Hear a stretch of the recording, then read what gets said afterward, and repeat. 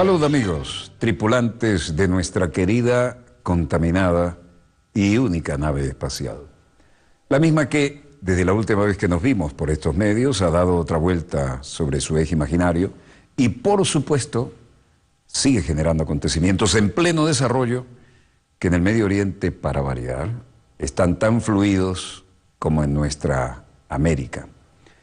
La realidad es que si faltaba algún problema en el Medio Oriente, ahora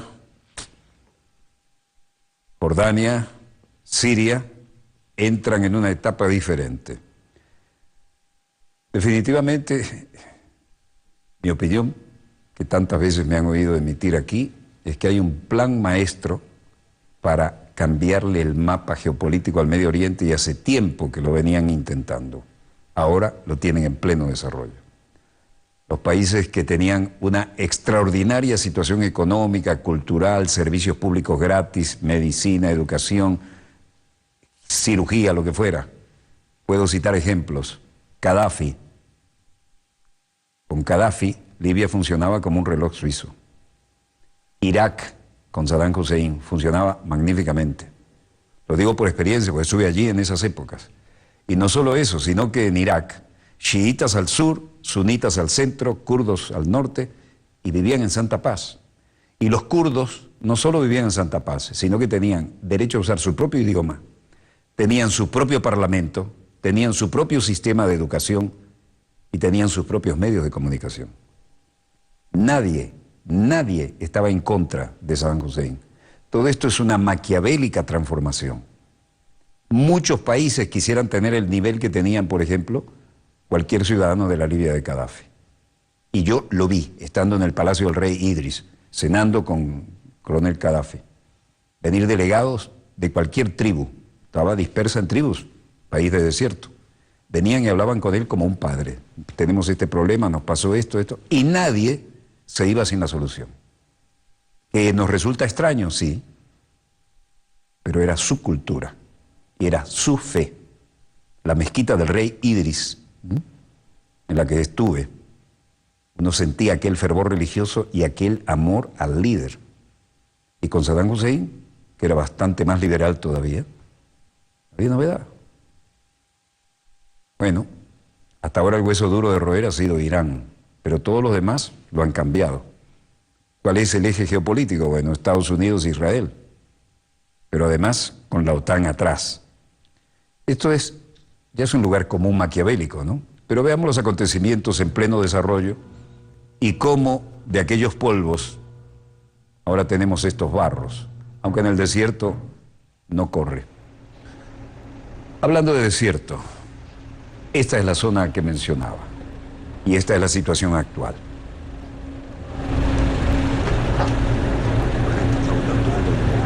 Jordania declara zona militar cerrada los territorios fronterizos con Siria. Y esto sí que está en pleno desarrollo, Las Fuerzas Armadas de Jordania, a través de un comunicado, informaron que los territorios en el norte y noreste del país fronterizos con Siria se declaran zonas militares cerradas. El consejero militar del rey, el jefe de Estado Mayor Conjunto de las Fuerzas Armadas, Mohammed Al-Zaben, ordenó desde hoy declarar los territorios fronterizos con Siria en el norte y el noreste como zonas militares cerradas. Así lo dice el comunicado publicado por la página web de las Fuerzas Armadas de Jordania. Desde 2011, Siria vive una guerra civil provocada en la que el ejército gubernamental combate grupos armados de la oposición y organizaciones terroristas. El conflicto armado se ha cobrado ya, oigan bien, 250.000 vidas y más de 250.000, según el balance oficial de las Naciones Unidas, y unas 400.000 vidas, de acuerdo con las estimaciones del enviado especial de las Naciones Unidas, Staffan de Mistura. Es un drama humano que clama al cielo, un país que vivía estupendamente bien. Cualquiera de los dos. El febrero pasado entró en vigor un alto al fuego, acordado por Rusia y Estados Unidos y avalado por el Consejo de Seguridad de la ONU, que no se aplica a la lucha contra los grupos declarados terroristas por Naciones Unidas, entre ellos el Frente al-Nusra y Daesh, el denominado Estado Islámico, proscritos en Rusia y otros países.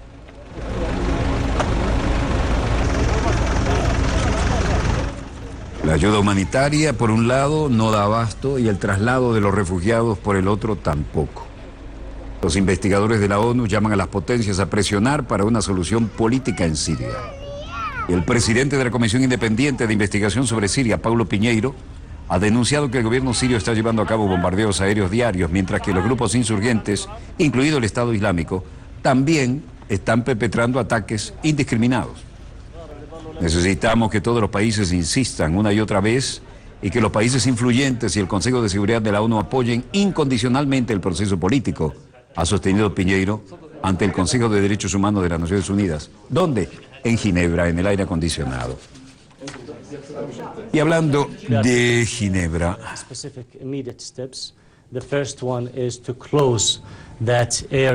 Paulo Piñeiro dice, para poner fin a su sufrimiento de los sirios necesitamos más, necesitamos que todos los estados insistan una y otra vez, los estados influyentes y el Consejo de Seguridad incondicionalmente apoye el proceso político y apoye todas las necesidades que hay que atender.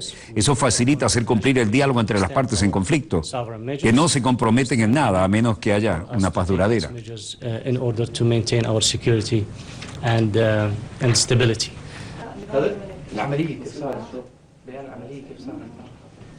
It was a suicide attack. It was through a truck.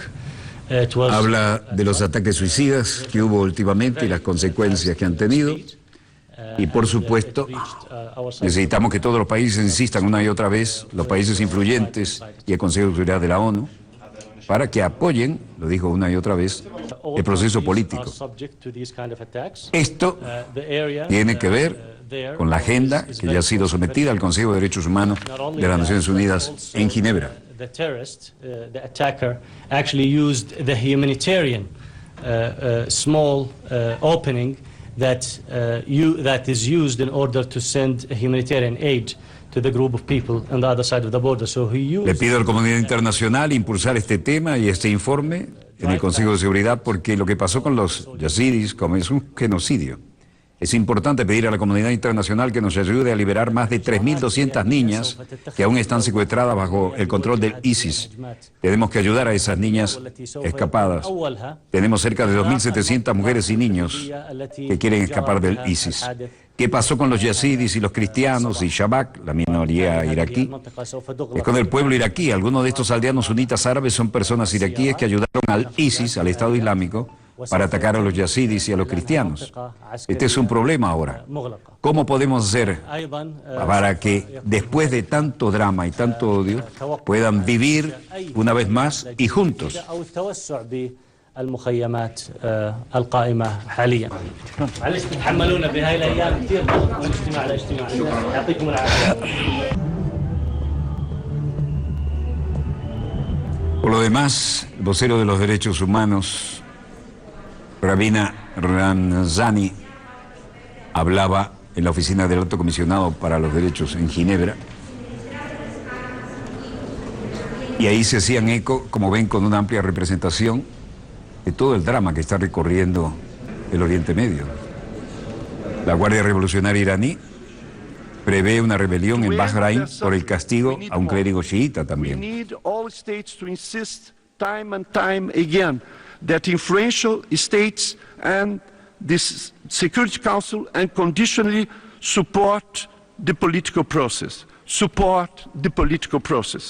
That they facilitate and... Una y otra vez los estados influyentes y el Consejo de Seguridad tienen que apoyar incondicionalmente el proceso político. Apoyar el proceso político. Eso facilita hacer cumplir el diálogo entre las partes en conflicto, que no se comprometan a nada menos que una paz duradera.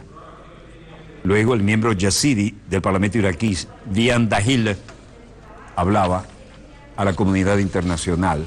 Aquí la tiene.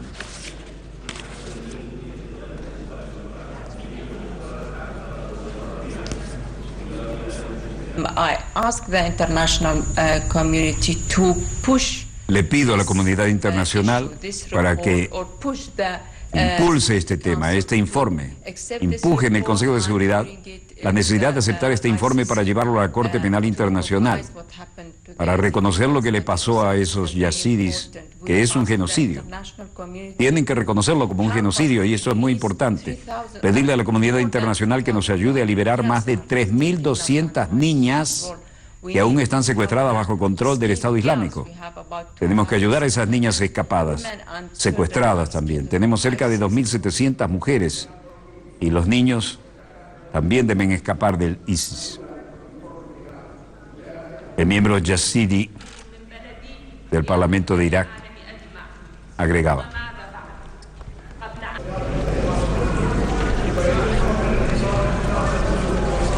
What happened with the Yazidi and Christian and Shabak? ¿Qué pasó con los yazidis y los cristianos y la minoría iraquí Shabak? Es con el pueblo iraquí. Algunos de esos aldeanos, sunitas y árabes, son personas iraquíes que ayudaron al ISIS, al Estado Islámico, para atacar a los yazidis y a los cristianos. Y este es un gran drama ahora. ¿Cómo podemos volver a vivir juntos? ¿Cómo se hace para que esta gente vuelva a integrarse y a vivir juntos? La gran cuestión que cae ahora sobre Naciones Unidas y Ginebra. Desde luego, esto no permite suponer ninguna solución ni fácil ni a la vista. Bahraini authorities have in recent weeks detained a human rights defender and subjected some to travel bans, deprived individuals of their nationality, and dissolved 3 organizations, including the country's largest opposition. Todos los voceros, todos los representantes, de una u otra manera, han estado intentando ser movilizadores a través de sus discursos y permitir, así de una manera u otra, que la comunidad internacional reaccione ante estos crímenes de lesa humanidad. Pero parece que se han acostumbrado a estos dramas humanos y no hay discurso que les permita ir más allá de lo que han visto. O que alguien quiere que salga adelante el plan maestro de cambiarle el mapa geopolítico a todo el Medio Oriente.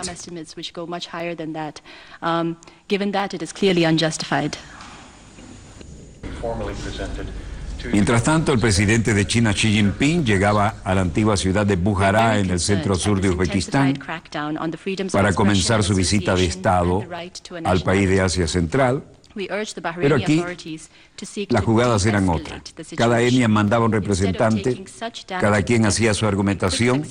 Esto queda en los anales, queda registrado electrónica, digital y audiovisualmente. Pero la voluntad política, ¿dónde está? Hablábamos de Naciones Unidas. Esto es importante.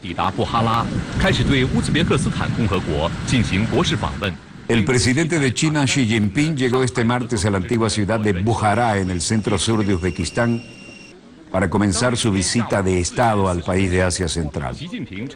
Bujará es en realidad una ciudad museo con una historia, oigan bien, de más de 2.500 años, localizada en la legendaria, la increíble historia de la antigua Ruta de la Seda. La ciudad ha sido desde hace mucho tiempo un centro comercial, un centro educativo, cultural y religioso. Y la Organización de las Naciones Unidas para la Educación, la Ciencia y la Cultura, UNESCO, declaró en 1993 el centro histórico de Bujará, que alberga numerosas mezquitas, como un sitio patrimonio de la humanidad. Alfombra roja para la máxima autoridad china y la primera dama. El presidente chino viajará posteriormente a la capital uzbeca de Tashkent, donde conversará con su homólogo uzbeco Islam Karimov sobre la promoción de las relaciones bilaterales y la construcción conjunta de la franja económica de la Ruta de la Seda, una propuesta china importantísima, así como de otros asuntos internacionales y regionales muy relevantes. China y Uzbekistán establecieron una asociación estratégica en 2012 y los dos líderes de ambos países se han reunido en múltiples ocasiones en los años recientes. Y en septiembre de 2013, Xi hizo una visita de Estado a Uzbekistán. China ha sido y sigue siendo el segundo mayor socio comercial de Uzbekistán y la mayor fuente de inversión durante 3 años consecutivos, lo que indica el interés de China geopolítica y económicamente en esta área. Con respecto a la cooperación cultural, Uzbekistán abrió en 2005 el primer instituto Confucio en Asia Central en Tashkent, y en 2014 se estableció el segundo en Samarcanda. Beijing.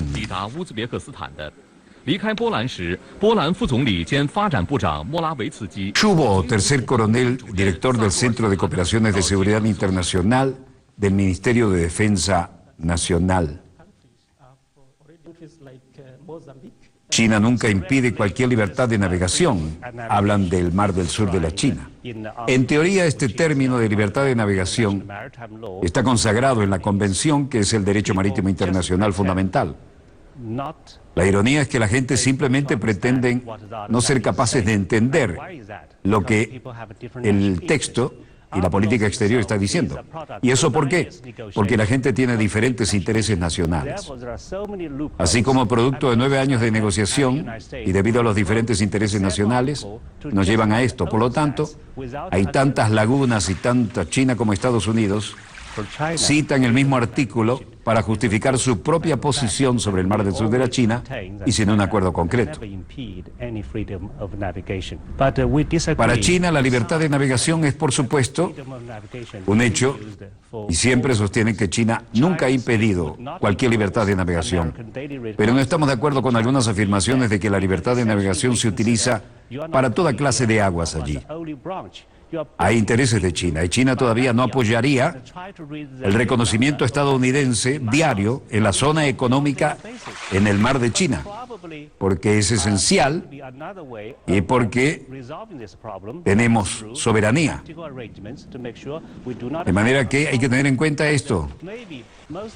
Ustedes están rompiendo la soberanía en mi patio trasero y entran, en mi casa entran y vienen aquí a diario, pero probablemente podría haber otras zonas de resolver el problema a través de disposiciones tácticas para asegurar de que no tengamos problemas. Y lo más importante es que a medida que China se vuelve más fuerte, China y Estados Unidos deberían asumir juntos mayor responsabilidad internacional. La Cancillería habla de que decenas de países apoyan la postura de China sobre el mar meridional, Mar del Sur de China. Y en ese sentido, decenas de países han expresado el apoyo a la postura de China respecto a la disputa del mar meridional, declaró la vocera del Ministerio de Relaciones Exteriores, Hua Chunying, a quien tenemos en pantalla. Durante la conferencia de prensa regular de hoy, Hua rechazó las informaciones de que solo 8 países respaldan a China respecto del tema y dijo: sé que algunos medios de comunicación occidentales llaman a veces a lo que es negro blanco y a lo que es blanco negro, pero no esperaban que tuviera problemas con los números.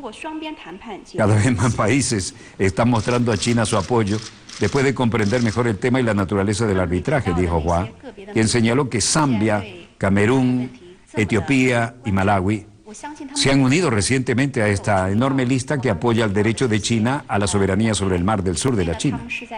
China y Serbia enfatizaron en un comunicado conjunto el sábado que la disputa del mar meridional de China debe ser solucionada por las partes directamente involucradas.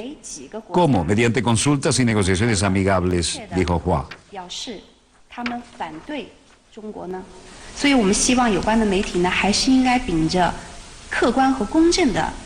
Los directamente involucrados deben guiarse por los acuerdos bilaterales y la declaración sobre la conducta de las partes, DOC, por sus siglas en inglés, en el mar meridional de China. Mientras que buscan una solución pacífica, agregó la vocera. Mientras tanto, otras noticias graves de China, tremendas inundaciones. La provincia de Jiangxi, 33 fallecidos por las inundaciones en China, el número de muertos por corrimientos grandes, masivos, deslizamientos de tierra en China desde el fin de semana, pasa de una treintena después de que las autoridades anunciaran este martes el hallazgo de 11 nuevos cadáveres. Las fuertes tormentas y lluvias y granizo han afectado al país desde el sábado, especialmente a varias provincias del sur. Los temporales han causado 199.000 desplazados, así como daños materiales por valor de 329 millones. Según nuevos datos oficiales divulgados por la agencia oficial Xinhua, casi 106.000 hectáreas de cultivo han sido arrasadas. Miles de viviendas han quedado destruidas y muchas más han sufrido daños. Y en la provincia de Yunnan, los bomberos tuvieron que rescatar a un grupo de niños que había quedado aislados en el tejado de su guardería, que había sido inundada por las aguas. La pasada semana, otras 14 personas murieron en diferentes zonas del sur de China por las inundaciones y las avalanchas de tierra originadas por una serie de intensas tormentas que afectaron amplias zonas de esa región. Hacemos llegar a la honorable representación de la República Popular de China nuestras palabras de solidaridad ante semejante tragedia.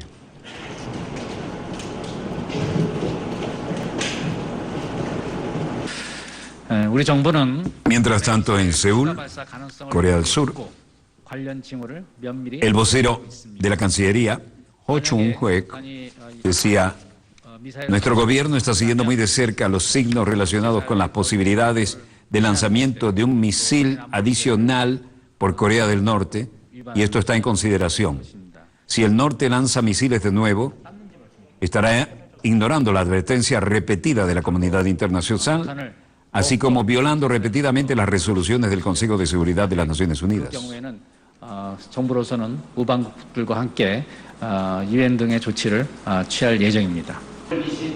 Y luego remató diciendo: van a aislar aún más a Corea del Norte si hacen esto, y la comunidad internacional y los gobiernos conjuntos de nuestros aliados tomarán muy en serio esa medida. Vean esto: Corea del Sur, lanzamiento espectacular nocturno, y el líder Kim Jong-un en contraplano.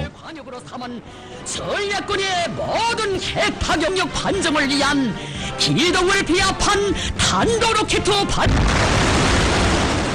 Con el enfático estilo de la locutora oficial de la cadena de Corea del Norte, la agencia reportó que el Estado Mayor Conjunto dijo que el lanzamiento parece ser el más reciente intento de disparar un misil Musudan que tiene un alcance potencial de 3.500 kilómetros, con lo que pondría a su alcance las propias bases militares estadounidenses en Asia y en el Pacífico. Y allí estaban con su Estado Mayor viendo todo tipo de lanzamientos, no solo esto. Esto es la misilística antiaérea y esta es la de apoyo a tierra.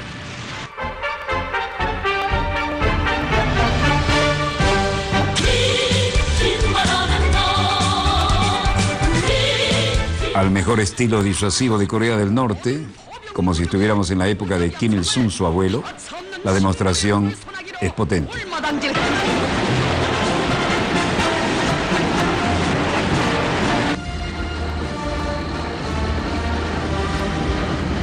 Mientras tanto, los grandes desfiles muestran los misiles de mayor porte autopropulsados.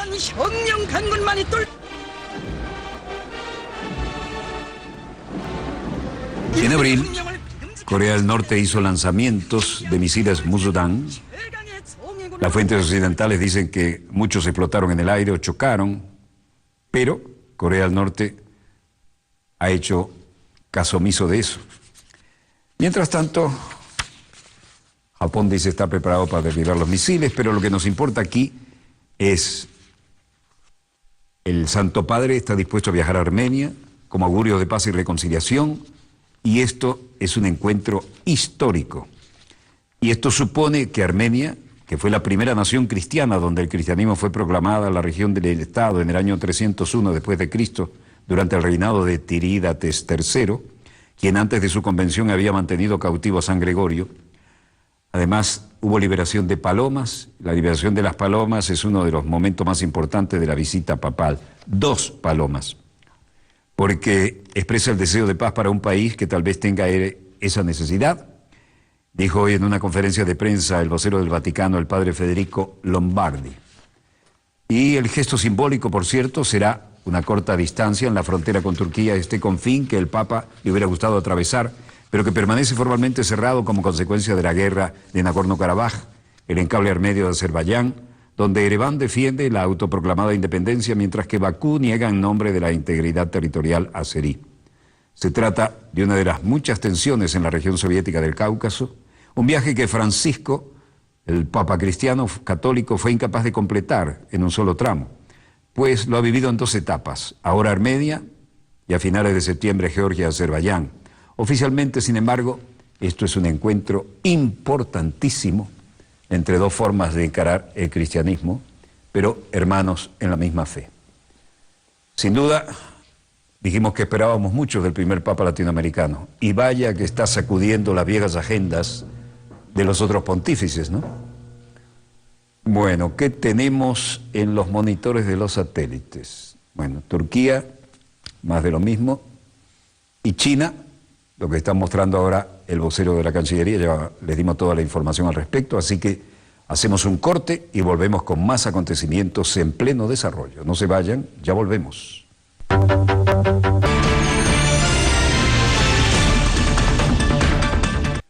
Seguimos con más acontecimientos en pleno desarrollo y acaba de llegar a mis manos comunicado de la Armada de la República Bolivariana de Venezuela, del Ministerio del Poder Popular para la Defensa, y habla de las actividades operacionales del Bravo Eco 11. El buque escuela Simón Bolívar, nuestro embajador sin fronteras, continúa su periplo, el cual esta vez lo llevará hasta el puerto de El Havre, en Francia, llevando consigo un mensaje de paz y esperanza en nombre de toda la República Bolivariana de Venezuela. Para las 21:30 de este día, es decir, casi en tiempo real estamos informando, se encuentra navegando aproximadamente en posición geográfica latitud 4921, longitud 006. 50, 49, y esto es 10, así que entre 0 y 10, 6 estaría por aquí, es decir, ya está realmente muy cerca del puerto del Havre, en Francia. Y sí, está a 218 millas náuticas en condiciones meteorológicas, área nublada, alternado con periodos parcialmente nublados. No se esperan precipitaciones, viento del norte, del oeste-suroeste, hasta 20 nudos. Otra voz, no es del norte, es del oeste-suroeste hasta 20 nudos. Está bueno para andar a la vela. Mar picada, como era de esperar con ese viento, y olas de 2,40 metros. Se está moviendo lindo. Está bien, así se hacen marinos. Actividades académicas, el personal de cadetes dictó conferencias sobre las bases fundamentales de la institución armada y la ideología de nuestro comandante supremo, pionero de la Revolución Bolivariana, Hugo Chávez Frías, donde nos dio luz sobre las futuras pretensiones del imperialismo norteamericano en nuestra nación soberana. Se practicó rol de incendio, eso es muy importante en un buque de madera, y se impartió instrucciones sobre navegación astronómica y faena de artes marineras. En el glosario naval que viene hoy, roda. Roda es la parte de la proa del casco que va desde la quilla a la cubierta. Y ahí es un elemento estructural donde se encastra en la quilla, ¿no? Salón, información general, de encuentro de intelectuales en el Salón Bicentenario del Hotel Alba Caracas. Esto no es muy naval, pero lo metieron ahí. Tenemos un polizón en este comunicado, está muy bien. Bueno, lo importante, y nos acaba de llegar, y cambia toda la pauta. Vertical,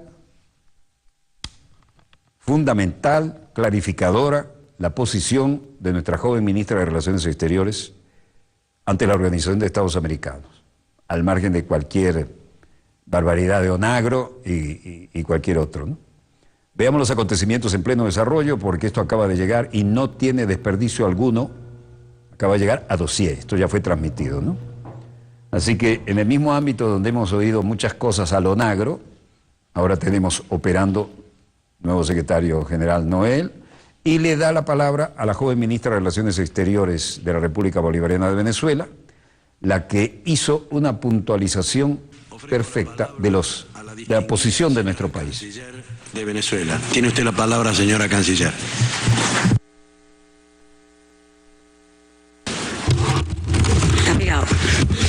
Muchísimas gracias, estimado embajador, presidente del Consejo Permanente.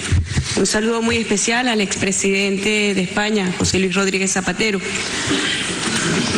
Venezuela ha querido convocar este Consejo Permanente, primero que nada, para agradecer a los Estados miembros que el 1 de junio aprobaron por consenso una resolución de apoyo al diálogo en Venezuela, con absoluto apego y respeto a la soberanía nacional de Venezuela. Quiero también agradecer a la Unión de Naciones Suramericanas, UNASUR.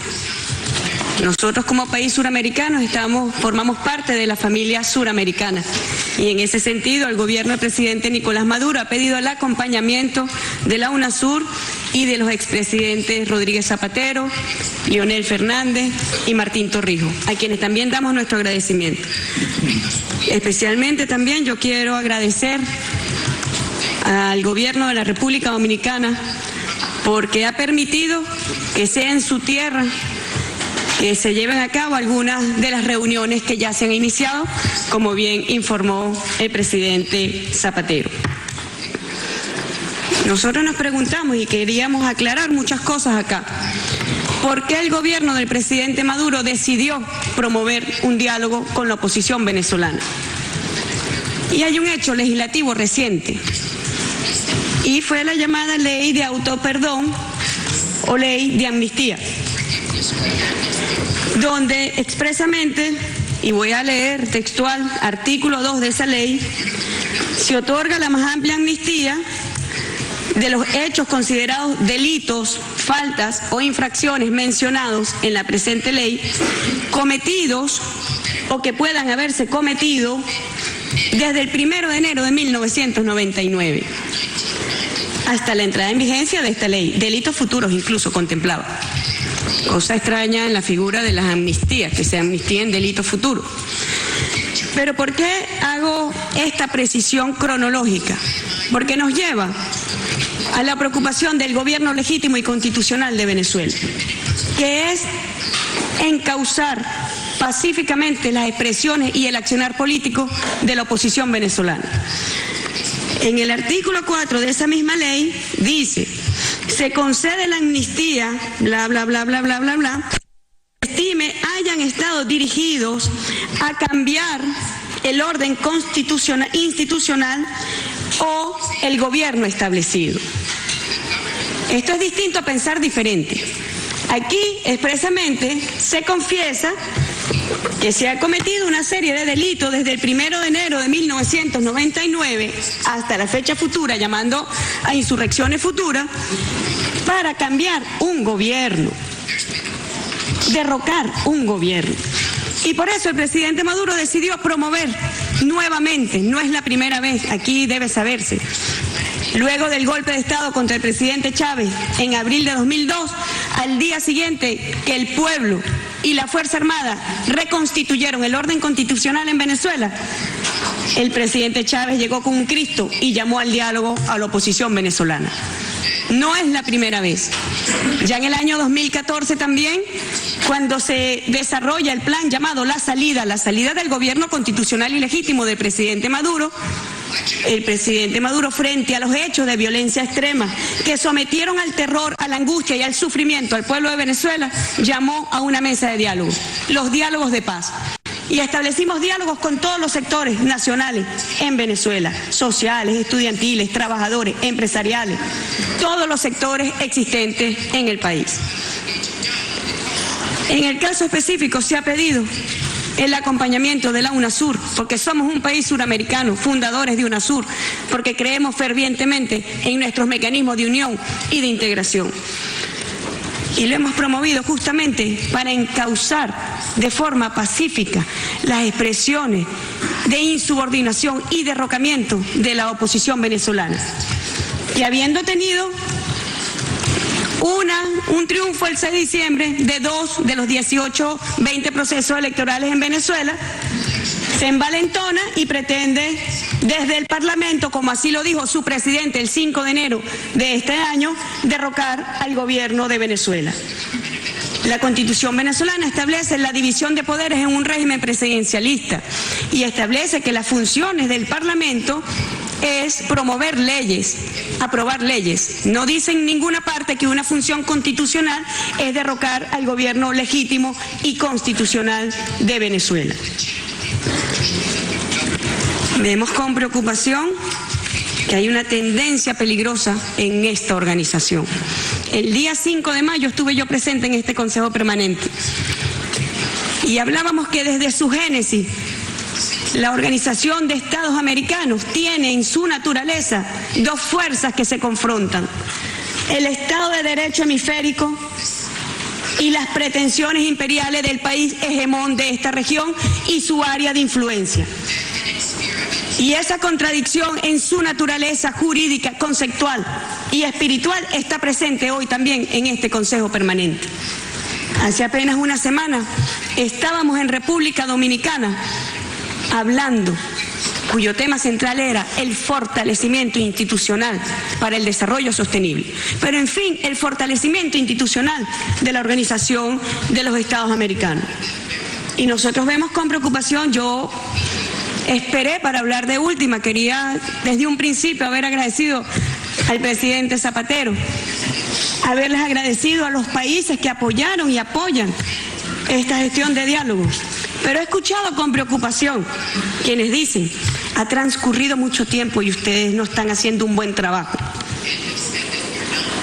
Pero nosotros en Venezuela llevamos 17 años evitando la violencia en Venezuela de los factores opositores que pretenden el derrocamiento del gobierno constitucional. Y no nos hemos desesperado ni nos vamos a desesperar. La paz merece todo nuestro esfuerzo. La paz merece toda nuestra paciencia y todo nuestro empeño. No ha pasado apenas un mes y se le exige este mecanismo, a esta iniciativa de diálogo, que entonces ya no sirve. Y voy a seguir expresando mis preocupaciones de lo que he escuchado acá, porque también he escuchado que como prácticamente no se ha dado un trabajo eficiente en apenas un mes, tratando de encauzar 17 años de violencia que se pretende instaurar en Venezuela, y el gobierno responsablemente ha consolidado el Estado de Derecho. Ustedes lo leyeron en esa confesión que está plasmado en esta ley. Todo lo que hemos hecho para derrocar al gobierno, cambiar al gobierno, no por pensar distinto, no. Como si está el preso más antiguo de la humanidad en los Estados Unidos, acá en este país. Y está preso porque es un preso de conciencia, no porque intentó derrocar al gobierno legítimo de los Estados Unidos. Y entonces ahorita se montan nuevas excusas sobre Venezuela. Cualquiera que escucha hablar sobre Venezuela piensa que es un país en destrucción y en guerra. Y estamos viviendo prácticamente una era posconflicto, como si lo viven países hermanos de la región. Y nos sumamos a los votos del presidente Zapatero. Como bien sabe, Venezuela se suma al proceso de paz en Colombia, pero un proceso de paz comprometido, como lo hemos estado desde el inicio. Y celebraremos la paz de Colombia, que es la paz también de Venezuela y es la paz de la región. Pero yo escucho, perdónenme que se los diga, o es que algunos, excepcionalmente algunos representantes acá, viven encerrados en las oficinas y no tienen contacto con sus capitales y no saben lo que pasa en sus países, o es que solamente hemos transformado esta organización en el Tribunal de Justicia contra Venezuela, donde se es juez, parte fiscal, Estados Unidos con su instrumento, el secretario general Luis Almagro.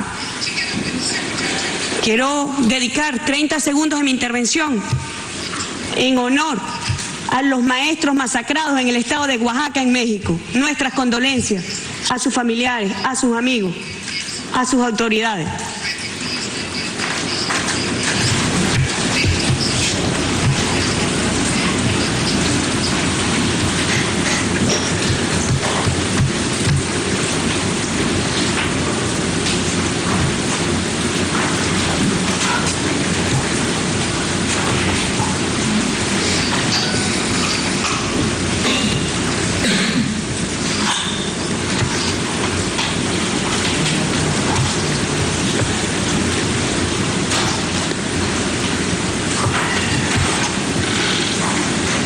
Homenaje a los maestros masacrados en el estado de Oaxaca, de los pueblos y del pueblo de Venezuela.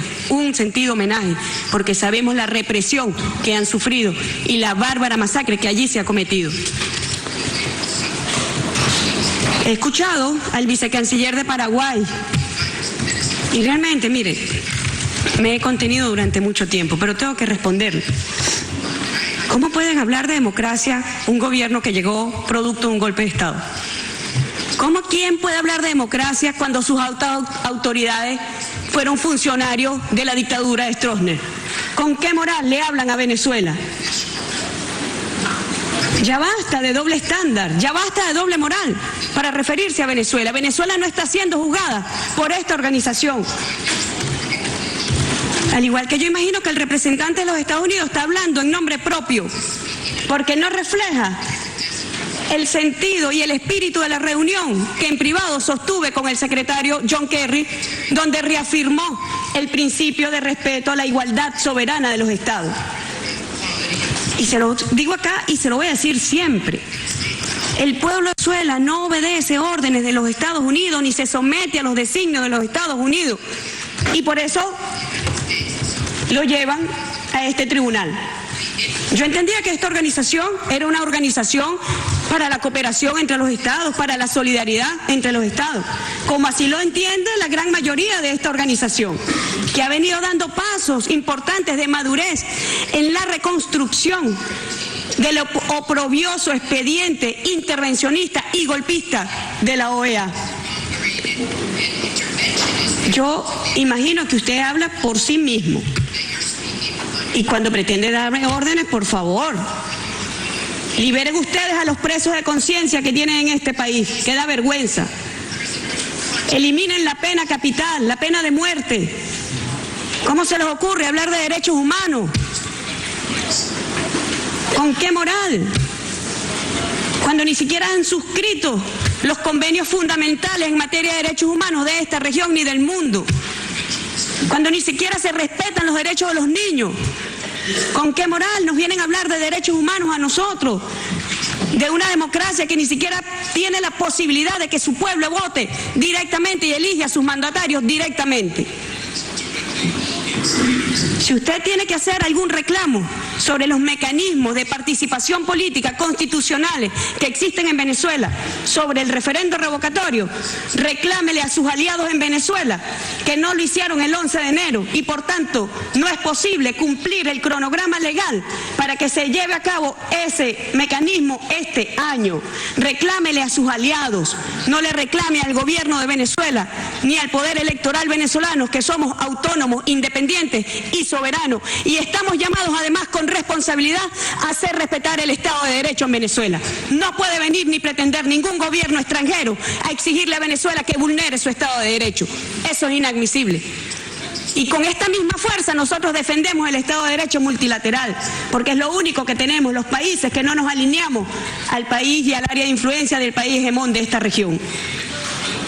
Esa es la tendencia peligrosa que vive esta organización. Y yo he escuchado también en las intervenciones, y casi que irónicamente se invita a un expresidente para que avale una convocatoria que ha violentado todas las normas procedimentales de esta organización, como la que ha hecho el secretario general para el día 23 de junio. ¿Y dónde queda el principio de no intervención en los asuntos internos de los estados? ¿Y dónde queda aquello de la soberanía de los estados miembros y de los gobiernos de los estados miembros? ¿A cuenta de qué? ¿Basado en qué? Este señor se siente legitimado. Primero, para elaborar un informe fraudulento sobre Venezuela, sin contar ni siquiera con la solicitud del gobierno del Estado miembro concernido. O explíquenme si eso no es violación de las normas procedimentales de esta organización. ¿A quién se le ocurre convocar una sesión extraordinaria de este Consejo Permanente para hablar de Venezuela sin el consentimiento del gobierno? Porque usted desconoce al gobierno legítimo del presidente Maduro.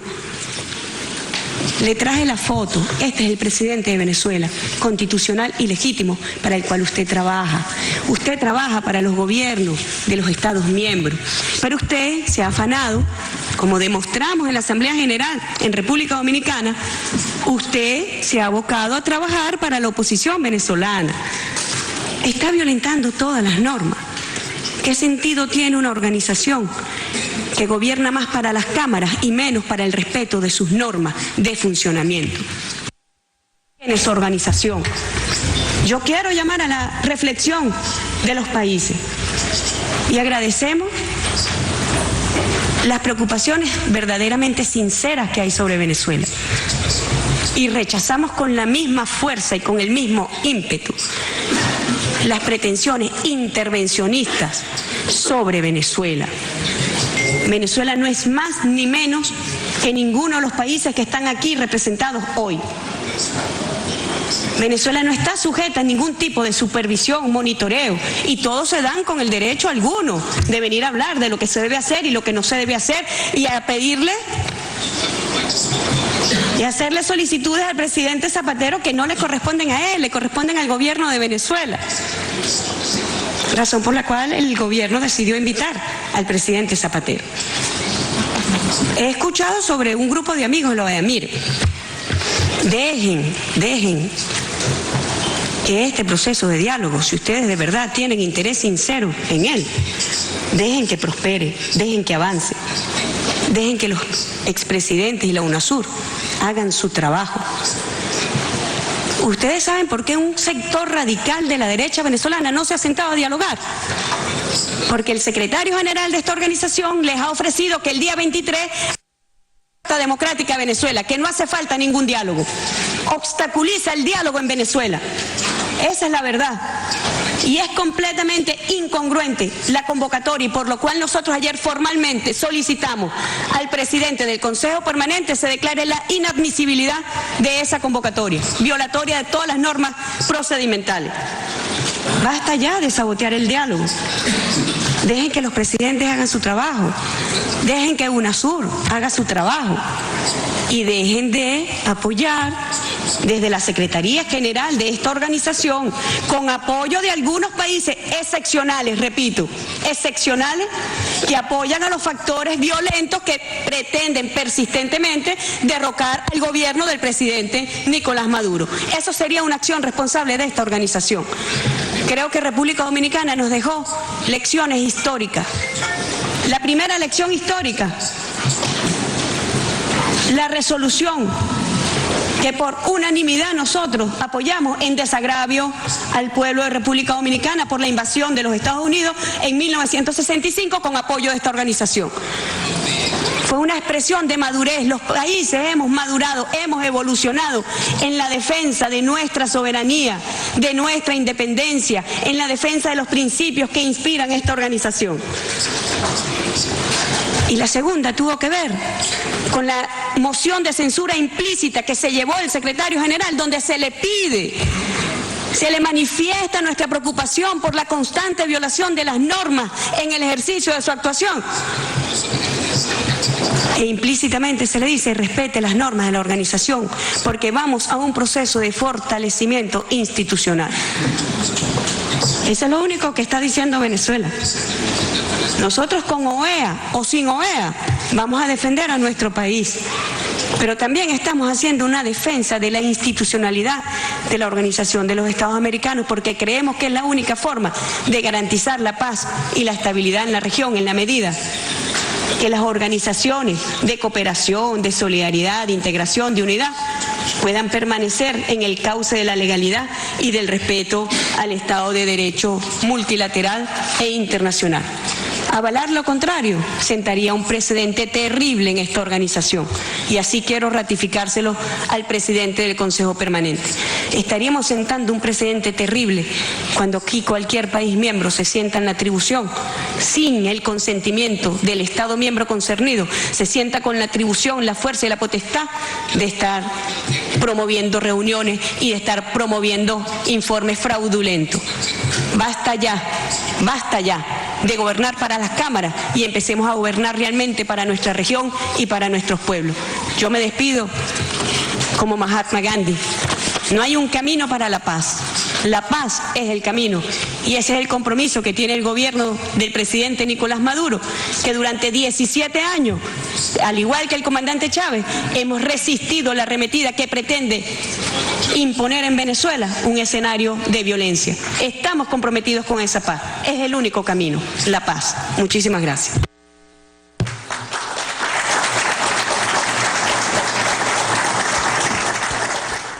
Bueno, esa ovación que raramente se escucha en este salón hizo honor a que el salón, si mi memoria no me falla, se llama Simón Bolívar. Pero además, qué digna representante nuestra ministra de Relaciones Exteriores, Delcy Rodríguez. Qué lección de ética, de patria grande, de vergüenza además, para todos los vendepatrias que están allí haciéndole juego, ustedes saben, aquí hay intereses. No puedo menos que sentirme profundamente orgulloso de lo que acabo de ver.